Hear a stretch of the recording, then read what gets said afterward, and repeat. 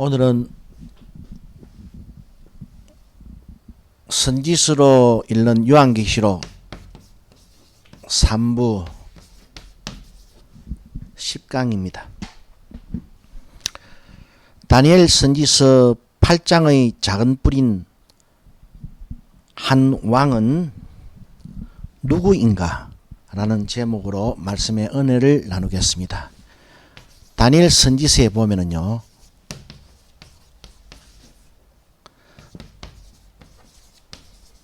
작은 뿔을 예언하고 있고, 해석하는 부분에서 이 작은 뿔을 한 왕의 출현으로 예언하고 있습니다. 왜 이것을 우리가 한번 유심히 짚어보아야 되는가 하면은, 다니엘 선지서 11장에 이 북방왕과 남방왕 이야기가 나오거든요. 그래서 세대주의적 종말론자들이, 대부분의 계시록 해석자들이 그 다니엘 선지서 11장의 북방왕과 남방왕에 더하여 성경에 분명히 있지도 않은 서방왕과 동방왕이라는 존재를 하나님의 계시로 알게 되었다고 허풍을 치면서 창안을 해냈어요. 가상의 인물을.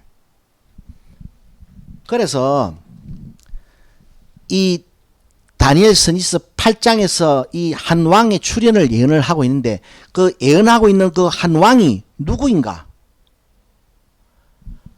그 왕이 출현하는 시대는 어느 때인가를 우리가 짚어보고, 다시 그러면 11장으로 넘어가서 그 다니엘 선지서 8장에 나오는 한 왕이 북방왕인가 아닌가를 살펴보게 되고, 그 다음에 11장에서 다니엘 선지서 8장에서 예언하고 있는 한 왕의 출현, 그 한 왕이 다니엘 선지서의 11장이다, 11장에 나오는 북방왕이라고 우리가 결론을 딱 내리게 되면은, 자동으로 이 세대주의적 종말론자들이 그 세기 말에 1999년도쯤에 중동의 화약고에 서방왕과 동방왕과 북방왕과 남방왕이 출현해가지고 격전을 벌인다라는 그 해괴망측한 논리는 설 자리가 없어지는 겁니다. 안 그렇겠습니까? 그러니까 그 예언하고 있는 한 왕, 그 왕이 북방왕인가 아닌가? 그러면 그 북방왕은 언제 출현하는 것인가? 만 우리가 결론을 내리게 되면은, 당연히 다니엘 선지서 11장의 북방왕은 세기 말에 등장하는 러시아도 아니고,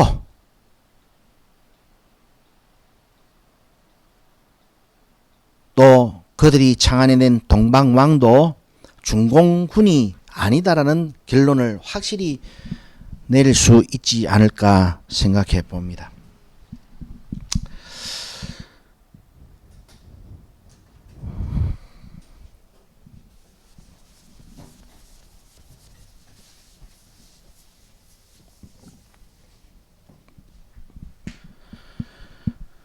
다니엘 선지서 8장 3절로 우리가 4절을 읽어보았지만은,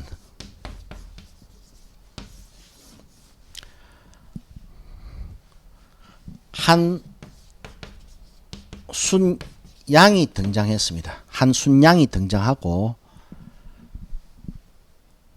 이 순양은 이 생김새가 뿔의 길이가 두 뿔 중에 한 뿔이 조금 더 다른 뿔보다 좀 길었습니다. 그리고 계속해서 5절에서 7절에 보면은,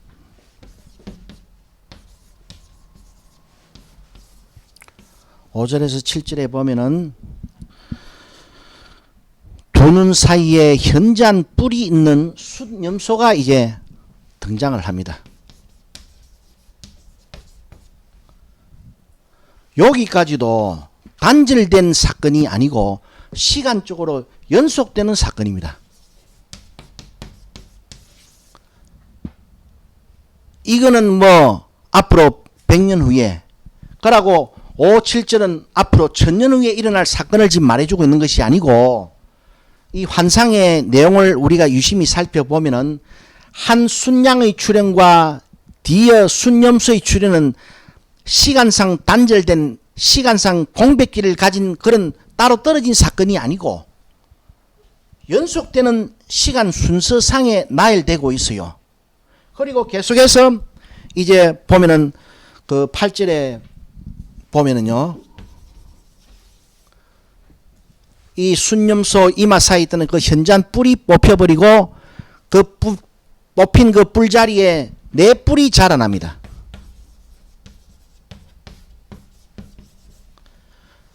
이 사건 또한 순념소가 출현하고 나서 엄청난 시간 공백기를 두고 발생하는 단절된 사건이 아니고 별개의 사건이 아니고 이 순념소 환상을 이어서 그 순념소 현장 뿔이 뽑힌 자리에 바로 네 뿔이 돋아납니다. 그죠? 네 뿔이 돋아나고 계속해서 이제 보면은 요 네 뿔 중에 한 뿔에서 작은 뿔이 생겨납니다. 분명히 알 수 있는 것은 이 짐승의 출현들은 연속되어 있다 이 말입니다. 이어지는 사건입니다. 시간적으로 별개가 아닙니다. 하나 사건이 사라지자마자 곧바로 뒤이어서 다음 사건이 전개되는 거예요. 그래서 이 작은 뿔이 나올 때까지 계속해서 이 환상은 앞으로 어느 시점에 발생할 연속되는 사건을 지금 예언해 주고 있다는 것을 우리가 분명히 알 수가 있습니다. 그런데 이제 문제는 이 작은 뿔이 10절과 14절에 보면은 10절과 14절에 보면은 군대의 주제를 대적하고 매일 드리는 제사를 폐지시켜버리고 성소를 헐어버린다. 그리고 그와 같은 무도한 짓거리를 2300주야 동안 계속해서 자행한다라고 예언을 분명히 해주고 있습니다. 그런데 저 다니엘 선지서 11장이나 12장에 보면은 그 11장 같은 경우에 그 북방왕이 남방왕과 싸움을 하다가 영화로운 땅으로 들어간다라고 기술을 하고 있습니다. 그런데 아니나 다를까 이 10절에서 14절까지 이와 같은 이 병무도한 짓을 자행하는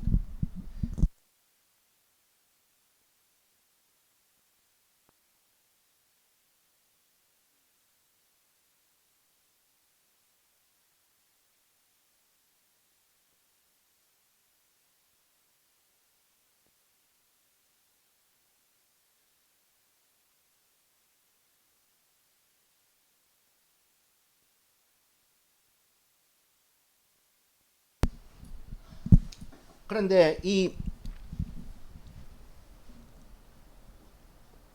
작은 뿔이요. 작은 뿔이 우리가 다니엘 선지서 11장에서 보면은 이 북방왕이 영화로운 땅으로 들어간다. 남방왕과 싸움을 하다가 영화로운 땅으로 들어간다라고 하고 있는 그 영화로운 땅이 어디일 것인가. 그런데 아니나 다를까 이 다니엘 선지서 8장에 보게 되면은요. 이와 같이 10절과 14절까지 해서 폐역한 짓을 자행하는 이 작은 뿔이 앞으로 어떻게 그 뿔이 어떻게 세력을 팽창해 나가느냐. 그렇게 언급되기를 남편과 동편과 영화로운 땅을 향해서 뿔이 쭉쭉쭉 뻗어간다고 이야기를 하고 있습니다. 여기서 하나의 공통점은 북방왕이 영화로운 땅에 들어가고 이 작은 뿔이 서편과 동편과 그 다음에 영화로운 땅을 향해서 쭉쭉쭉 뻗어져 나간다 그랬습니다. 그럼 거기서 말하는 영화로운 땅이 어디일 것인가?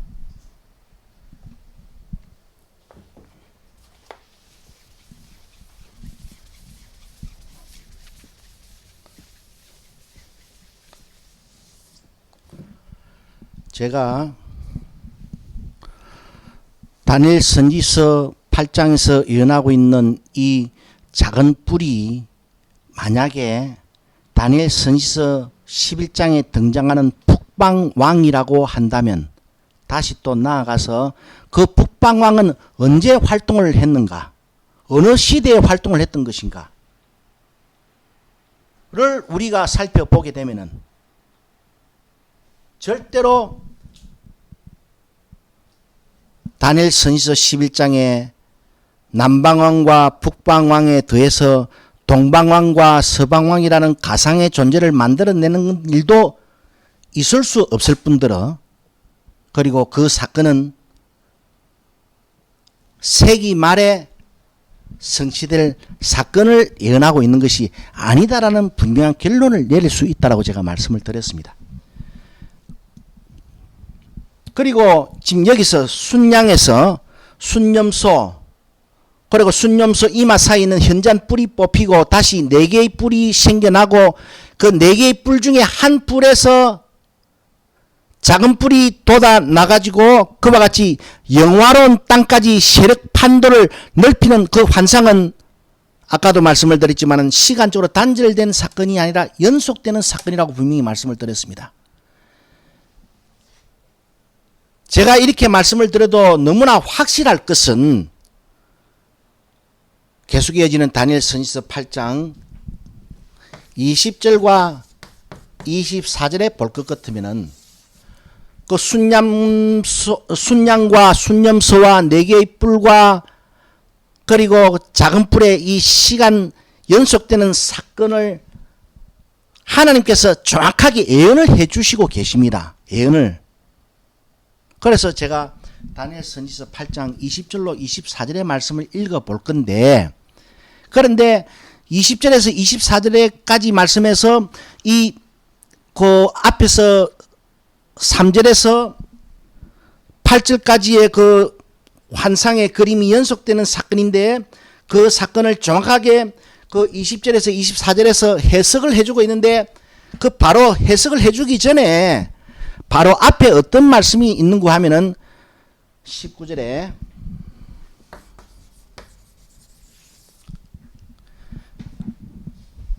이 일은 지금 예언하고 있는 이 일은 앞으로 이와 같은 사건이 발생할 것인데 앞으로 세계사에서 이와 같은 판도가 형성이 될 것인데 이 일은 내가 지금 예언하고 있는 일은 정한 때 끝에 관한 일이라고 말씀을 하고 있습니다.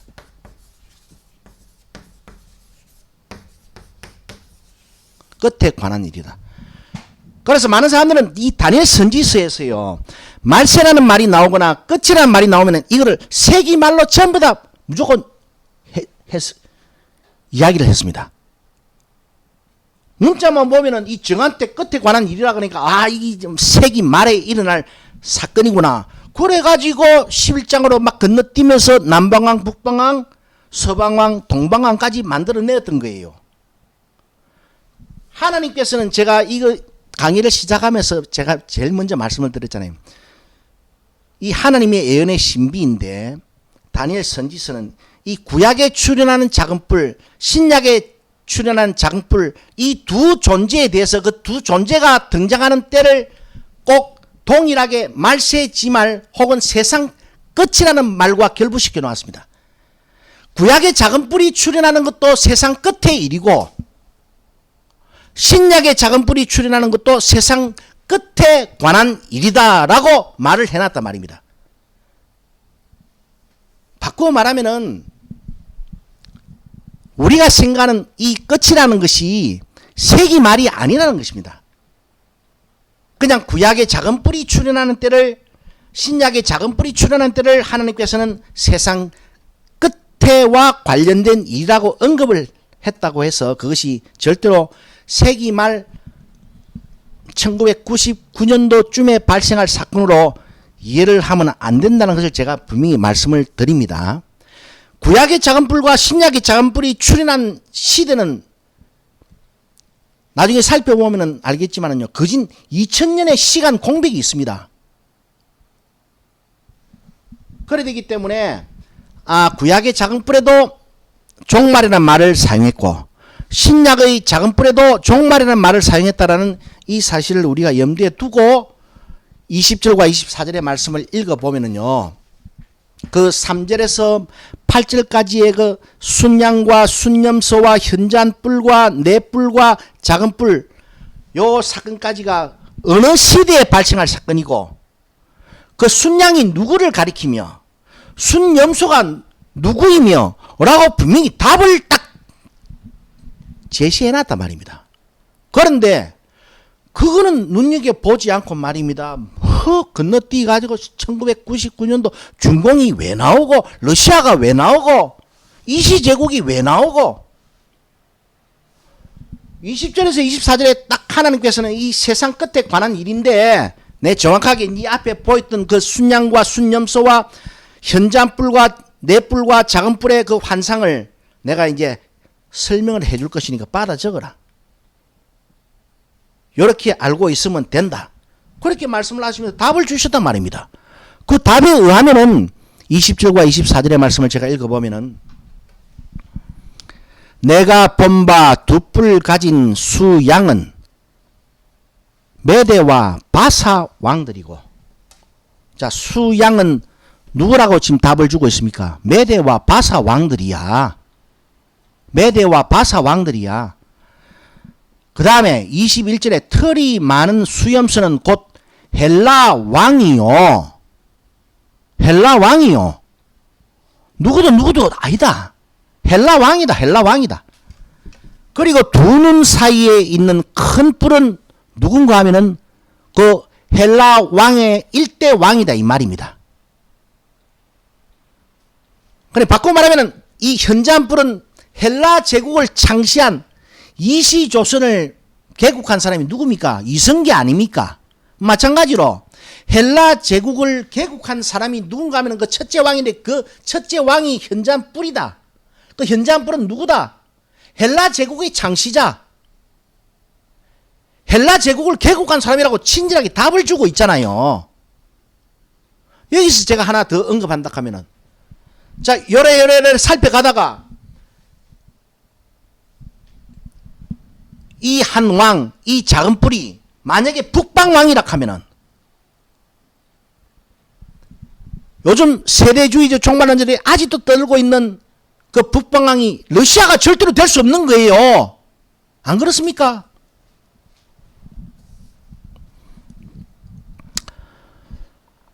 자, 첫째 왕인데 22절에 보니까 이 뿔이 꺾이고 그 대신에 네 뿔이 났은즉 그 나라 가운데서 내 나라가 일어나되 그 권세만 못하리라. 그래 초대 왕인 그 알렉산더가 헬라 제국을 개국하는데 그가 11장 뭐 10장 12장까지 이렇게 보면은요. 그 저 헬라 제국을 창시한 이 알렉산더가 어떤 인물일 거라는 것까지 세세하게 설명을 해 놨습니다. 그런데 여하튼 그 저 현저한 뿔 그 첫째 왕이 죽고 난 다음에 그 나라가 그 큰 제국이 내 나라로 분리된다. 내 나라로 분리된다.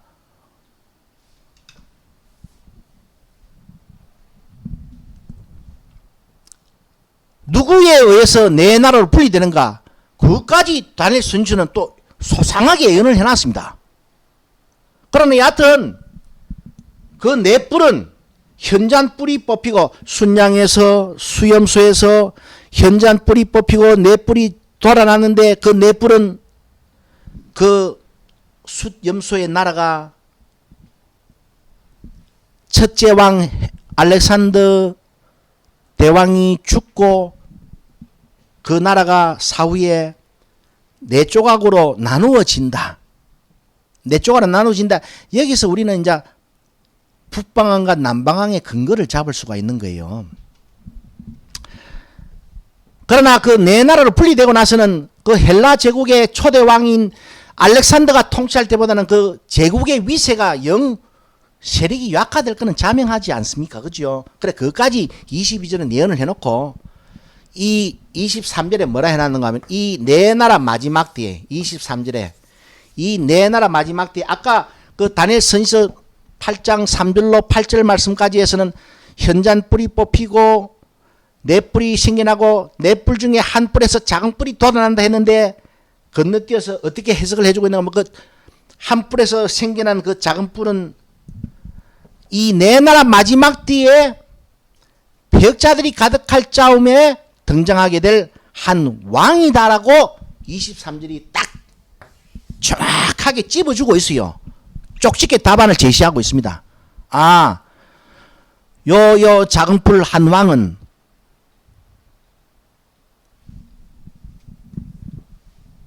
하나님이 예언하신 그 설명해 준 그 시대에 등장을 했구나. 그 시대에 등장한 이 한 왕 작은 뿔이 만약에 북방왕이라 한다 하면 절대로 북방왕은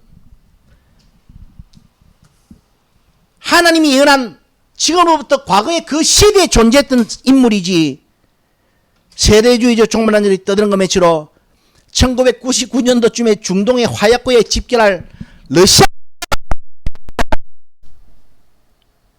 하나님이 이렇게 쪽식이 답안을 제시하고 있는데 뭐 때문에 지구가 뭐 계시를 받았다고 그런 가공할 허풍을 때리면서 이 바른 종말론을 전달이 안 되도록 그 어리석은 백성들의 시선을 갖다가 왕창 뺏어가쁘다 아닙니까? 그런데 찌약 먹은 사람들은요, 제가 이렇게 말씀해 드리는 거 절대로 안 믿습니다. 듣기도 귀찮습니다. 알아먹기도 막 싫고.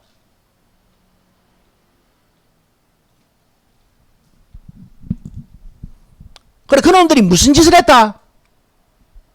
바른 종말론을 전파되지 못하게 고춧가루 다 뿌리뿐 거예요. 그것이 맨을 뚜껑 여니까 언론, 연기왕교 언론, 황충이 떼들입니다. 황충이 떼들. 요한계시록 9장에 보면은 황충이를 데리고 나오는 그 시커먼 연기가 해를 가려버리잖아요.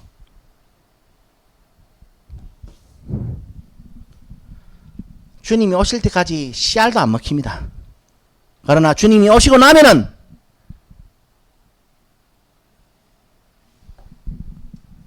모두가 믿어야 될 말이 되기 때문에 듣든지 아니 듣든지 그곳에 하나님의 말씀이 있었고 그곳에 하나님의 소리가 있었고 그곳에 하나님의 선지자가 있었다라는 그 말씀 성취 하나를 바라보고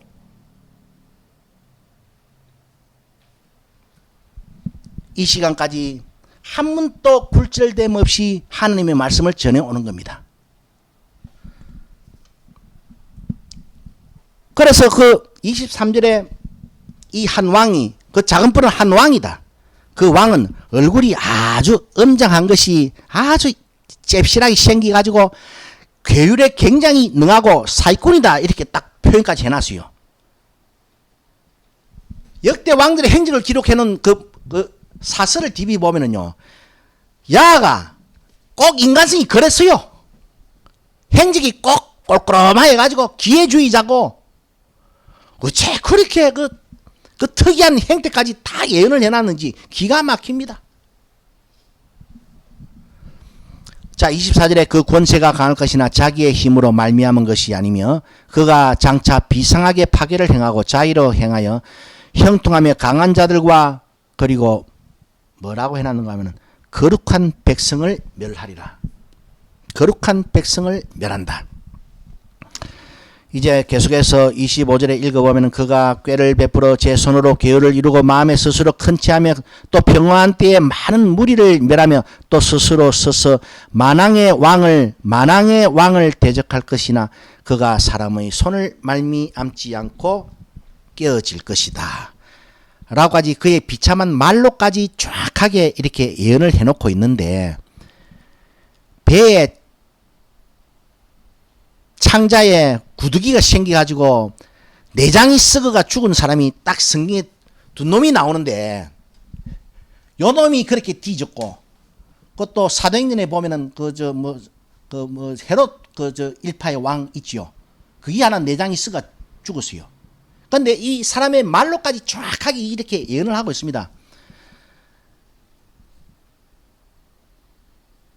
그래서 이제 이 예언을 듣다가 다니엘이 와 이거 뭐 다니엘 선지서 2장과 뭐 8장에서 받았던 그 뭐 신약에 등장할 그 열불 다음에 그 뭐 새 뿔을 뽑고 돋아나는 그 이상한 작은 뿔이 막 거룩한 백성을 말하는 그거는 이 다니엘 선지자가 받았을 때 아 이거는 요거 사건보다도 이후의 사건이다. 왜?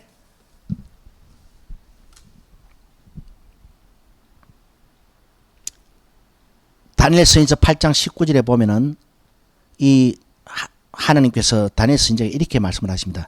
지금 내가 이 지목하는 요 인물은 요 인물로 인해서 너희 백성이 완전히 멸절되기까지 이르게 되는 것은 곧 임박한 사건임을 분명히 말씀해 주십니다. 어떻게? 19절에 보니까 가로되 진노하시는 때가 마친 후에 될 일을 내가 네게 알게 하리니 이 이상은 정한 때 끝에 관한 일입니다. 진노하시는 때가 마친 후에 발생할 사건이다. 그래 바꾸고 말하면 바벨론 포로도에 와 있는데 바벨론 포로에서 해방이 되고 자유의 몸이 되어 예루살렘으로 돌아간 이후에 발생할 그 사건을 정한 때 끝에 관한 사건이라는 언급 후에 이 말씀을 주셨거든요. 그래서 다니엘 선지자가 받았을 때 앞에 환상과 뒤에 환상과 여러 가지를 조합해 봤을 때 이 환상이 성취가 더 빠르다는 것을 절감했습니다. 그래서 다니엘 선지자가 팍 기절을 해버린 거예요. 기절을 했다는 것은 그 이후로 계속해서 내가 그때 와 그거를 듣고 기절했었지 그 내용을 계속 곱씹었다는 것 아닙니까? 그래서 그 고민을 위로해 주기 위해서 다니엘서 선지서 9장에 보면은 70일의 언약 예언이 나오는 겁니다. 오늘은 말씀을 맺겠습니다. 지금 여기서 지금 언급하고 있는 하나님을 대적하고 영화로운 땅으로 밀고 들어가고 거룩한 백성을 핍박하고 날마다 드리는 제사를 폐하고 그 이스라엘 백성들은 제사장들이 아침 저녁으로 번제를 하나님 앞에 드렸다 아닙니까? 그것을 상번제라고 하는데 그 상번제를 폐하게 될 것이다 라고 지목된 그 한 왕은 출현하게 될 것인데 그 왕이 앞에서 언급했던 작은 뿔이다. 다니엘 선지서 8장 3절로 8절 말씀에서 순양의 시대가 지나고 순양은 메대와 바사라 그랬으니까 다니엘 선지서 8장 20절에서 답을 주고 있잖아요. 그 순양이 누군가 하면은 멀리 볼 것도 없고 딱 들어라 적어라 딱 쪽집게 답안을 주셨는데 그 순양은 메대와 바사야. 그러면 그 다음 연이어서 이어지는 사건 아닙니까? 그래서 그 연장선상에서 다니엘 선지서 11장과 12장에 등장하는 북방왕 그가 행여나 이놈이라 하면은 그 다음에는 그 북방왕이 러시아 군대가 되어 러시아 군대로 성취되어 지그가 창안해낸 인물인 동방왕이 중공군 2억 개 군대가 중동의 화약고로 밀고 들어오는 그 시점이 아니고 메대와 바사 이후에 시대에 연속해서 일어났던 사건의 주인공들이라는 것을 알 수 있는 거예요. 그렇다면 다니엘 선지서 11장의 북방왕을 자꾸 말세지 말이 러시아 군대 중동의 화약고로 모여드는 뭐 중공 군대 이시 제국 그렇게 해석하면 큰일 난다 이 말입니다. 그냥 아이고 뭐 그럼 아무것도 몰라가는 죽기는 소리예요. 그런 소리에 집중하다 보니까 아 진짜 정말로 이 복음을 전하는데 듣기도 싫은 거예요. 귀찮고 뭐 들어봐야 소용도 없는 거예요. 지금은 뭐 직토로 계시받은 종님한테 이 종말론을 세세하게 듣고 있기 때문에. 그러나 주님께서 재림하시고 나면은 그 말이 맞았다는 것이 될 것입니다. 재림하시고 나서요 많은 목사님들이 앞에 가가지고 제가 진짜 낙동강 오리를 뗐습니까? 그 일일이 그 답을 해주겠습니까? 하나님이 하나님의 성품상 그런 아들한테 일일이 답을 해주겠어요? 바울이 돌아다니면서 니는 망한 놈이야. 니는 거짓 선지자. 그렇게 말할 필요가 없는 거예요. 설교 한 편만 잘 들어버리면 그 설명이 다 되어 있습니다.